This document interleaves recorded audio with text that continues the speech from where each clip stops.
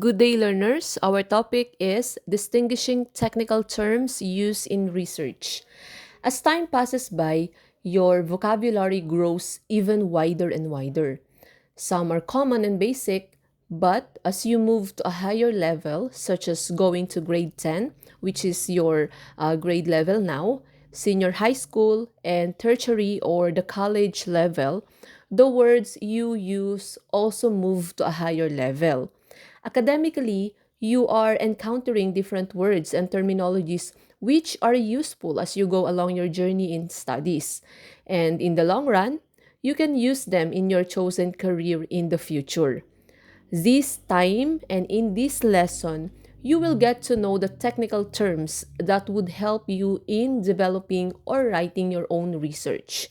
Moreover, the tasks in this module will help you improve your skills in distinguishing technical terms used in research. And first, we have the technical terms in research. When we say technical terms, these are the essential parts of all technical and scientific writing. So each field and specialty typically uses a vocabulary that relays a variety of specialized concepts using technical language. And these special terms convey concentrated meanings that have been built up over significant periods of a study of a field. For example, the word data or the technical term data can be related to statistics or number. And in this slide, we have the technical term analysis. When we say analysis, this is a method of organizing, sorting, and scrutinizing data in such a way that a research question can be answered or meaningful inferences can be drawn. When we say analysis, it means you are examining, you are organizing the data. And the second one is the bibliography. This is a list of all the sources used in the process of researching, and this is technically or commonly located at the last part of the research paper. Next, we have the concept. Refers to a mental idea of a phenomenon. These are words of terms that symbolize some aspects of reality. Example, love and pain. And another one is this is an intangible idea. When we say intangible, we cannot hold it. It is just in our mind. Next is conclusion.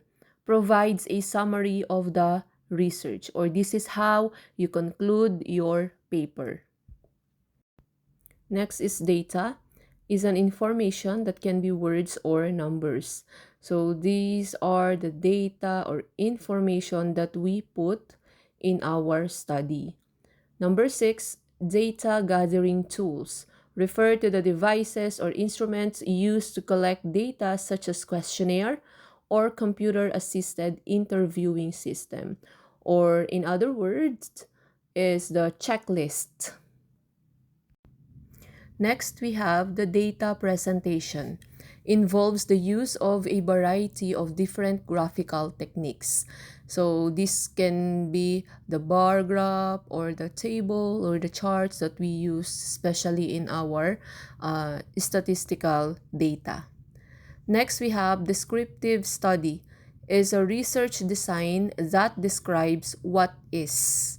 Okay, example is survey. Next is the in-text citation, is the brief form of the reference included in the body of one's work.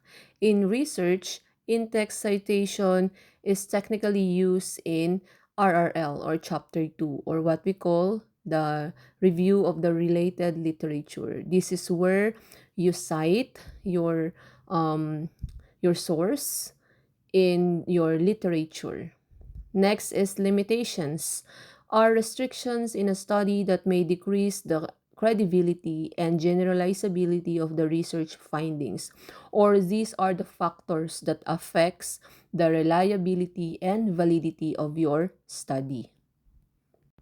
Literature review critical summary or research on a topic of interest, generally prepared to put a research problem in context or to identify gaps and weaknesses in prior studies so as to justify a new investigation. It is clearly defined here that we have the literature review in order for us to review the related topics in our study.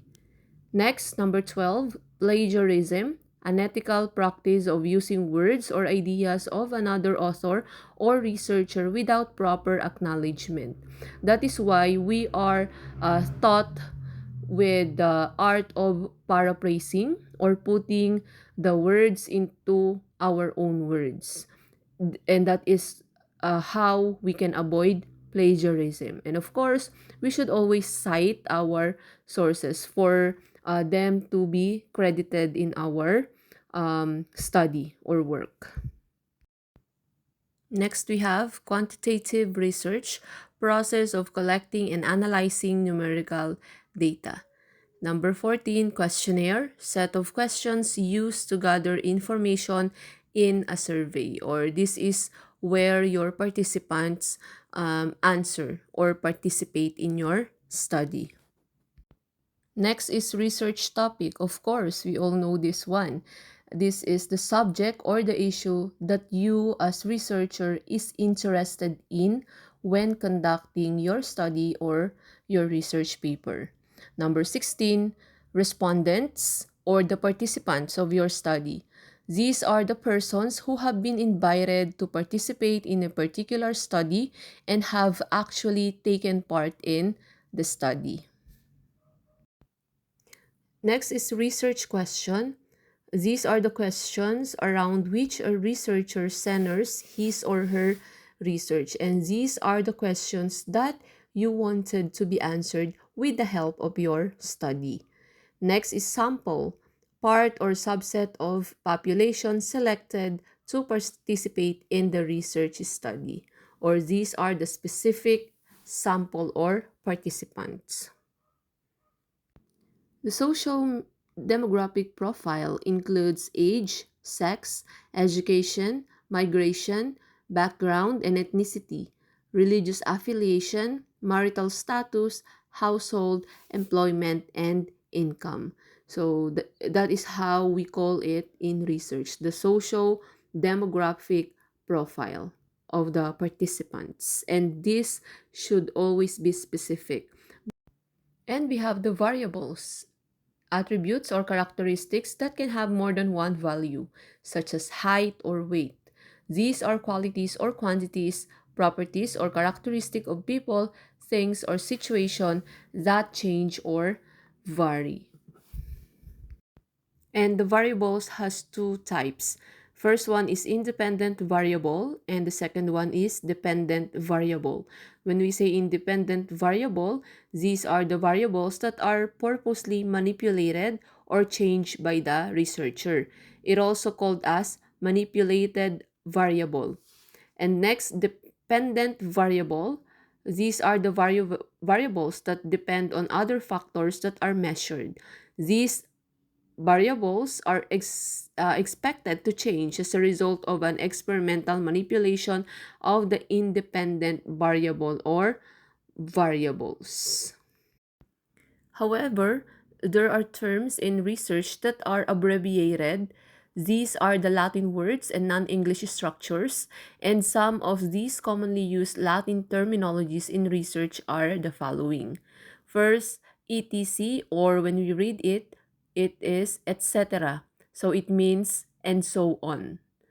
Next is e.g., which means exempli gratia. It means for example. Literally, it means free as an example. Next is et al. It means and others. And lastly, ibidem. It means in the same passage or page quoted above. Literally, it means in the same place. And that's how our topic in differentiating different technical or distinguishing the different technical terms in research ends.